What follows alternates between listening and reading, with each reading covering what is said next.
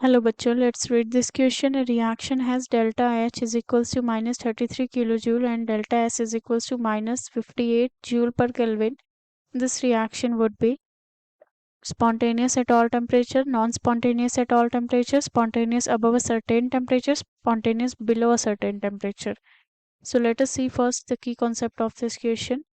सबसे पहले हम इस क्वेश्चन का की कॉन्सेप्ट देखेंगे and the given question is about the spontaneity of the chemical process. It is about spontaneity of the chemical process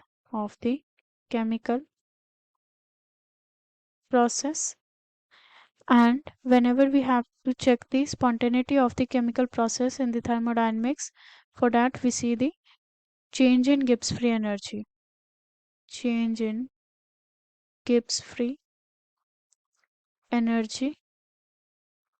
जिसे हम रिप्रेजेंट करते हैं डेल्टा एन जी से, not delta N G, it is delta G only.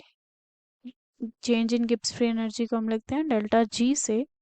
And for spontaneity of the chemical process delta G का value should be less than 0 और we can say negative होना चाहिए so that जो process होता है वो spontaneous होता है.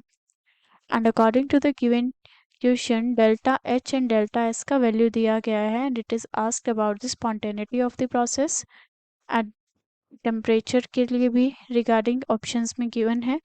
Now we will see the relationship between the delta G delta H and temperature और जो हमारे पास चेंज इन एंट्रोपी रहता है. So this is the relationship और वी कैन से फॉर्मूला जो हमारे पास change in Gibbs free energy है that is equals to the change in enthalpy minus temperature and delta S is the change in entropy. Now for this we have already seen delta G का value जो है वो हमेशा negative रहना चाहिए if we have to see the spontaneous reaction. And according to the given question हमें question में given है कि जो डेल्टा एच का वैल्यू है that is in the negative, minus का 33 किलो जूल है. सो ये हमारे पास नेगेटिव में गिवन है. एंड वी कैन सी जो हमारे पास डेल्टा एस का वैल्यू है वो भी हमें नेगेटिव में गिवन है.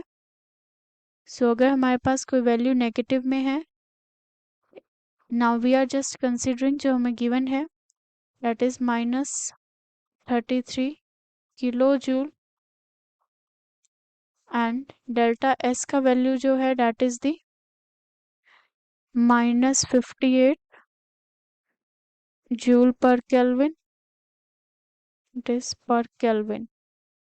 नाउ फर्स्ट ऑफ ऑल जो हमारे पास किलो जूल है उसे जूल में कन्वर्ट करेंगे so it will be minus 33 multiply 10 raise to power 3 joule.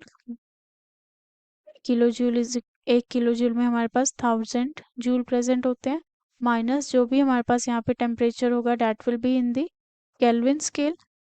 सो जो हमारे पास टेम्परेचर होगा that will be in the Kelvin, K represents the Kelvin and minus का 58 है. सो ये माइनस और ये माइनस मिलके क्या बन जाएगा positive. So it will B 58 joule per kelvin है.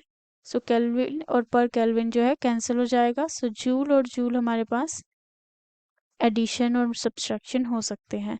सो ये तो हमने जनरल देखा एंड जो हमें बात यहाँ पे देखनी थी that was about the spontaneity of the reaction which means जो डेल्टा जी का वैल्यू है वो हमेशा नेगेटिव आना चाहिए. So here we have seen जो हमारे पास एक वैल्यू है that is the negative and एक वैल्यू है वो हमारे पास पॉजिटिव है.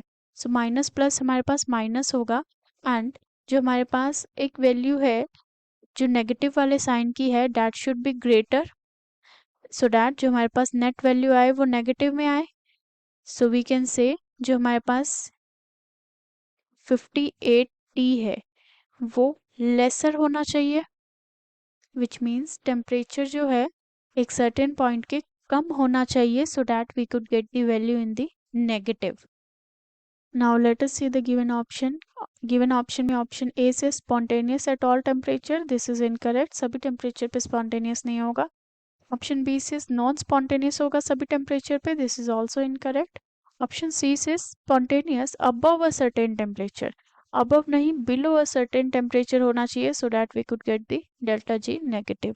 So option D is the only correct answer of this question. So let us write the final answer, that is the spontaneous below a certain temperature. So let us mark option D. Hope you understood it well. Best of luck.